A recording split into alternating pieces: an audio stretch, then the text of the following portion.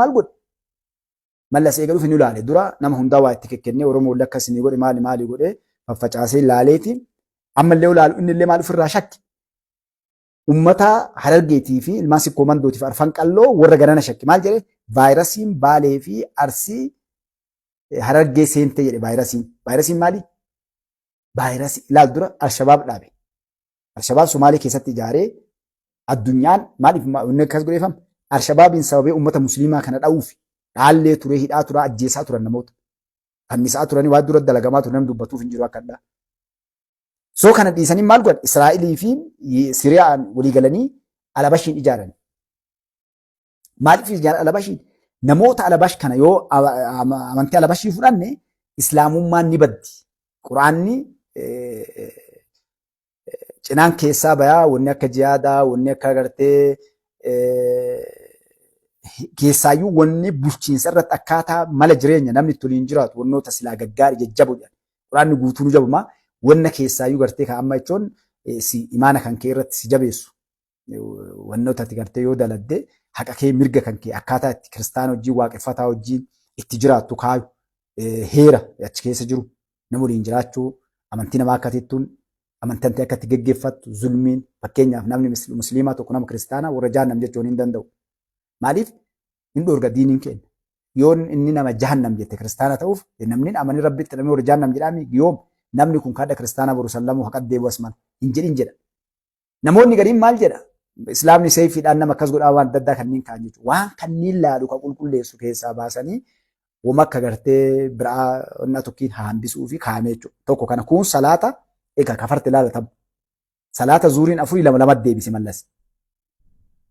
Magriibni 3 lama deebise. Asriin afurii lama deebise. Subiin qalaa lama akkasumatti.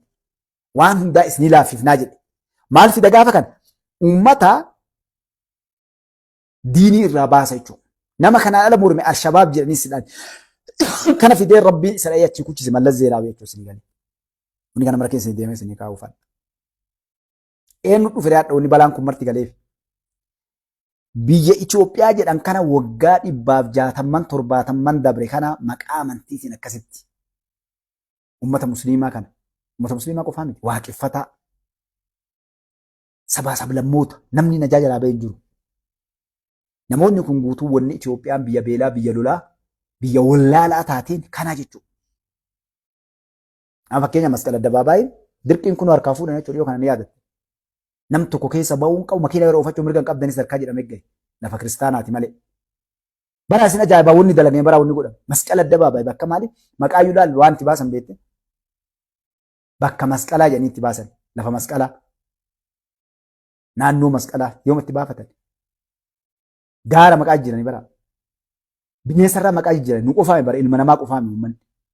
Wanni isaan maqaa irraan jijjiirin wanni isaan jijjiirin tokko hin jiru. Malaan seenanii qaata daaraan godhan. Magaalaaleen teenya guutuun maqaa kiristinnaa qabdi. Loon kiristinnaa ka'e. Seenata akkasii masinitti hin dheeradhu. Waan uummanni keenya ta'e. Kiristinnaa kaasaniiti dirqamaanii bara. Walissi qabanii bishaan si facaasan. Uummata baasanii walgahii.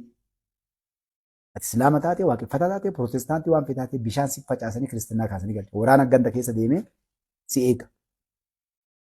Uummanni keenya guyyaa isaan soomana kamsaa fi harbaaf kamsa ta'e hin beeku naa qajeelcha mujimaata. Uummanni keenya seena jira. Warri seena dubbisuu barbaadan kitaaba isin hima. Uummanni keenya ka jiraatuun maali? Akka addaa kanaa miti. Gaafa miliinik fa'aa Haayile Sillaaseen fa'aa biyya qabata irra guddaan uummata keenyaa horsiisee bulaadha. Foon nyaataa aanan dhugaa. Foon gossee barse finiina jedhanii gara keenyatti finiina jedhanii foon gossanii daakanii foon cooma keessaa baasanii foon diimaa aduu gossanii jajanii qal'isanii jechuudha. Tumanii mooyyeetti dhagaa daakanii gingilchanii haanxaa jalaa baasanii harcee qulqulluu kana baasanii dhadhaa baasanii dhadhaan naqan. Ibiddarra kaanii haga dhadhaa kan inni dhugee quufee ol qabatutti finiina jedhanii. Guyyaa tokkoo nyaate guyyaa 3-4 osoo waan nyaanne deemuu dandeetta. Akkuma micciirraa jechuudha fakkeenya micciirraa illee bachoo midhaan daattee ona goote. Namni yeroo san nyaata foon dheedhii nyaata aanan dhuga dhadhaa damma nyaata namni. Kun hundi waan naatiin beekama. Amma duuba uummanni midhaan hin qabu. Kan nyaatu kana guyyaa soomanni gahee Guyyaa soomalaa kana hin nyaatinaa jedhaniin ni rakkate uummanni.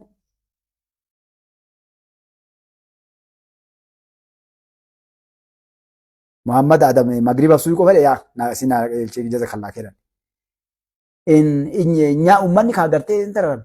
Is agabuun dhumate. Akka midhaan jiraatee midhaan hin nyaatu. Rakkatan maal gootan haa ifa rakkanneetiin aanan dhumne. Aanan dhadhaa waan qibaati ani bire raasanii areera dhuge uummanni hin ta'u jedhaniin. Foon nyaachuu dhiisi aanan dhuga hayyee maal akkamitti jiraannaa jedhanii gaaf kan maal godhe uummanni cinqamee bara. Loon laga buusee akka godhan san bishaan ciraa jedhan kana eegee fardaa bishaan keessa kaanii itti facaasan. Gaaf kan nyaatanii eenyaan himaa nyaatan jennaan loon kiristinnaa kaafne jedhanii. Hagina takka daree namni kenna ilmaan Oromoo. Loon kiristinnaa kaafne wallaahi Oromooti bara. Waan Oromoon taate waan nu taaneemu. Adda Jawaar Mohaammed kan nu deebisu faannoo walii gale. Isaantu natti aanaa nu jedhe. Waan nama kanatti jennuuf. Adda yeroo nama sheekaa Jawaar Mohaammed nuuf faarsu qarra. Nama diinii qare. Nama ifatti dhaqee addoonni dubbatamaa jiru. Mucci ministeera jirana. Gartanii kan nuti rabbi keessa beekaa kan nuti beeknu hadha dhuga haqa galchi malee bara abbichuun ummata musliimaatiin dhugaa jirtu kenni malee bara nu'uu baqataa biyya biraa islaamummaa nuun kenni. Arakkiiloo illee islaamni bulchaan jiru. Hadha namoonni biyya bulchaa jiran yoo laalle akka 175 ummata kiristaanaa fi waaqeffataa ol keessa. Dhuga seenaa hadha musliimni bakka hedduu. Ajajaan raayyaa ittisa biyyaa ministeerri raayyaa ittisa biyyaa Asha Mohaammed musliima dhuga argaa jira. Jeneraalonni hedduun musliima kaleellee jiran achi keessa. Loojistikiin gartee Abdurrahmaan Ismaa'eel hedduun namoonni gartee jeneraal Jamaal nama hedduu jira musliima. Ahmad Faaraa faati. Mahammad Shidee faa ni jiran dhuga guute. Nama kanaaf fide kana maraa kaleen dhufu namni kun maaliif fide mirga qaban. Affaar hangoo irraa hirmaachuun akkitti adda musliimni guute. Somaaleen hangoo irraa hirmaachuun namoota dandeettii qaban. Namoota barumsa qaban. Naannoon hundi dhufee irraa hirmaachuu qabu. Sabaa sablammoonni dhufanii hirmaachaa jiran bakkoota bulchiinsa guddoo keessa jiran ta'uu qabu. Kiristaan, Musliim, Waaqeffataan, Protestaantiin namuu dhufee biyya tana qixa dandeettii yoo qabaate kiristaanni qoo bulchuu danda'u dandeettii qabaate. Sheerii waan qoodamnuu miti akka Jawaar baane kun hadha bulchiinsa irratti nama dandeettii qabu uummanni filate ol dhufe biyya ka bulchinu nama dandeettii qabu biyya tana ceesuu danda'u. Uummata walii galchuu nagaa biyyaa buusuu danda'u. Ekonoomii biyyaa guddisuu danda'u. Heera biyyaa tiksuu danda'u. Kana malee qormaanii miti. Adda inni kun namoota hedduu irra dhorkee jiru. Sitti himan. Wanni isaan adda laakkaan deeman akkuma faannoon ifa baaftee nutti himte dhugaa. Jawaar fa'aa sitti himte. Dhukkubni jaraa guddaan gartee irraa kennu beekuu qaba. Uummanni keenya musliimaallee jaran. Hubadhaa adda baafadhaa waan takka. Ifa walii himnee saba kana gartee nuti akka biyyattiin tuni amantii tokko dhiibuuf tokko ol kaasuuf wanni qabsaa jirruuf iyyaa jirruuf illee walqixa amantii namni tokkocha adda amantii qabu yoo jiraate nu'uu uummata musliimaa biyya keessa maajooritiitiin walqixa mirga qaba. Qixa mirga qaba takka nam tokko jiraate namni amantii wayittamu dhaga'amu namtichi yoo jiraate mirgi isaa dhagatti amanuu eeggamaaf jechuudha. Ka gaafatu mootummaa biyyaatti illee miti uummata biyyaatti illee miti amantiin tarabbii rabbi gaafata abbaa qarra jiru hin jirre jechuudha. Garuu ati maal dhufte akkas taate namoota nu dura deeman uummata kana bakka buune jedhan qabsaa'ota ofiin jedhan eeggachuu qaban bakka amantii keessaa galuu qaban. Nama walii galanii eeguu qaban. Eega uummataa qabsaa'an bar dhugaa. Uummanni Amaaraallee mirga qaba. Tigreellee mirga qabdi. Guraagee Walaayitaallee hunduu mirga qaba.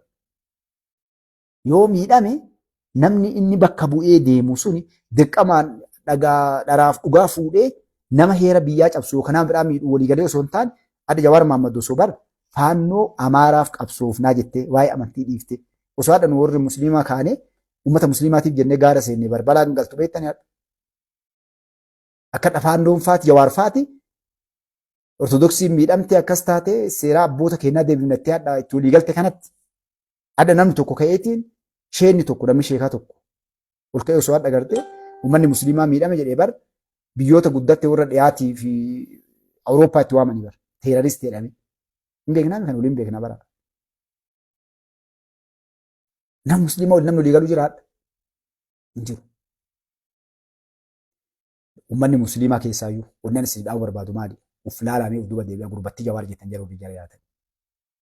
Namni qotee si awwaalu si dadhaban galee bar ummanni bira arge biraa galee.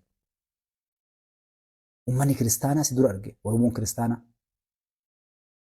Jawaar Oromoo jettee waati yaadde yoo Jawaar Oromoo jettee itti rakkattu taate isnaat Oromoo. Ebar Arsi jedhee as bahee nulla akkateen dhufne.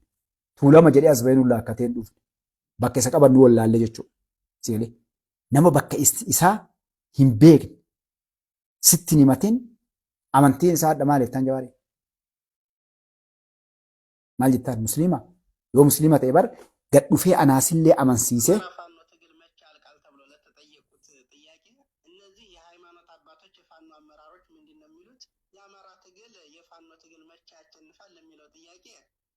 ሰዓቷ ጊዜ የተሰጠ ነው።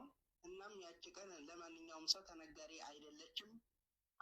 ቀን አለ፣ ነገር ግን ለእግዚአብሔርና ለሰዓቱ ነው ጊዜ እንደይዛቸው የያዝናቸው ቀኖች ሰዓቶች አሉ። ትንቢቱ ጊዜው ተናግሮ በዛ ሰዓት እንደምናሸንፍ እግዚአብሔር እንደነገረን አባቶቻችን ያው እናውቀው ቀን አለ። ያንን ግን ለእግዚአብሔር ለሰዓቱ ጊዜው የሚሰራው እና ይሄ ቪዲዮ የተቀረጠው እንግዲህ እዚህ ገዳም ውስጥ ነው እና እዚህ ገዳም ውስጥ ነው ማሊ ዋይ ፋኖ ረጋፍተኝ ጨይሱሌቾ እሱለ ዋይ ፋኖ ረጋፈተኒ ማሊ ፋኖን ጀናን ergamtoota rabbiin erge yeroo eeggatti guyyaa ta'u tokkotu jira gartee ben qeessulee jira bar rabbi biraa dhufuu jarri waraana rabbii ta'u ka'ennu ortodoksi kana kanoonni isinitun dhufamma dhiifama naa godhaa haasaa keessa kalee dheengadde yeroo hedduu waan kana waan isin kaasaa ture waan kana kaasee isin gide gaarii tana eegalee jennee amma gara xumuraa deemna inshallah sa'aatiin deeme isinitti hin dheeradhu sa'aatii waan deemee jiruufi wanni kana isiniif deef kalee baallama isin seenaaf folcha namoonni waa'ee kana gubbatti hadheessaas dhuftee seentee jiraattan jee kalee baallama namoota waan seeneef namoonni viidiyoo kiyya hordofan waa'ee kana gubbaa gartanii akka na jalaan burjejjoofneef waa'ee amantii ortodoksii akkas nu goote maal nu goote warri kun ortodoksii illee bakka bu'an warbaadha bakka tana wanni ummanni kiristaanaa illee na hubachuu qabdan haasofna irra jirullee kiristaanni akkas nu godhe yookaan ortodoksii akkas nu goote warra maqaa ortodoksiitiin daldaalu nutuu bara Oromoon ilmaan Oromoodha. Mooraa meeqa irra beektu sinam? Mooraa hedduu jirra. Hin galli malee hawaasa keenyaa galtuuf isin tuqaarra. Maaltu akkas godhe uummata kana? Jawaarfa maaltu akkas godhe? Islaama balleessuuf miti. Jibbaa Islaamaatiif miti. Leenjisanii barsiisanii nu keessa bobbaasan. Duubaan nama isaan mukatti cabsu jira. San malee wanta akkam fudhu dhugaa wallaalliitiin argan akka muummichi ministeeraa dandeettii qaban akka biyya kana ceesan seenaa dalagaa jiran anaasii caalaa beekan Jawaarfaatu. Garuu maaltu osoo dhugaatan argi kanan lolchiisere isaan warra ergamanii jiruun isaanii akkas isinii goona jedhamee mindaan kafalamee barsiifamee fidan. Laala biyyoota addunyaa guddatte kana keessatti Keeniyaa turre yeroo tokko baqattummaa Keeniyaa turre I think waggaa 15 gana fakkaate Keeniyaatti waa'ee heera biyyaarra waan jedhan namni biyya alaatitti baratee dhufe tokkollee akka Keeniyaan bulchine jedhanii yaadni dhiyaate. Namni yuunivarsiitii biyya alaatiif barate maali jedhanii namni yeroo yaadu tokko kaleesse explain godhe ibsuu qaba. Maali jennaani tokko yuunivarsiitii itti barate san kaayoo sadarkaa biyya sanii teknoolojii isaanii heera isaanii hawaasa isaanii yoollaa isaanii waa hundattuu jechuudha agartee kan isaan baratan isa namni waa'ee biyya teennaa Keeniyaan akkas jedhee barsiisin jiru tokko yoo as dhufan isaan akkasii yaadanii biyyi keenya biyya fagoo jirtu waa'ee biyya keenyaan baratanii sammuudhaan qaramanii dhufuun ni mala. Kanaaf yoo as dhufanii inumaa namoota as jiru tuffatanii biyya tana nama as jirullee kan biyya ofiitiif baratee biyya ofiitiif gad jedhee qotee bulaa wajjin horsiisee bulaa wajjin miskiina keenya wajjin deemu kana tuffachuu wal faallaa deemutu dhufa akka sammuu saniitiin yaadu waan biituun hin dhaqqabne faatti ol harkifachuu namni gadii ol guddachaa deemalee gubbaa gadi hin deemu kanatti deemu tokko kana lammata ammoo yachi yoo dhaqe namoota ni bitan yuunivarsiitiin addunyaa keessaru namoota yeroo barsiise taa'anii biyyi sun nama isaanii bu'aa qabu dantaa kennanii fi kaanis itti zina kennanii haala adda addaatiin bitanii nutti deebisanii akka nu waliin galle nu keessatti godhanii inni ala baradhee dhufanii nu na baratee dhufanii as kennaa inni nu fakkaatee nurra dalagaa diina ka jedhu kaanii jechuudha. That is true 100% wannan arge harka dhibbarraa dhibbatti. Fakkeenyaaf warra Somaalee bulchu maal beektan? Hussein Aidid fa'aati namoonni hadha Somaalee bulchan irra guddaan sitiziin Ameerikaa qaban.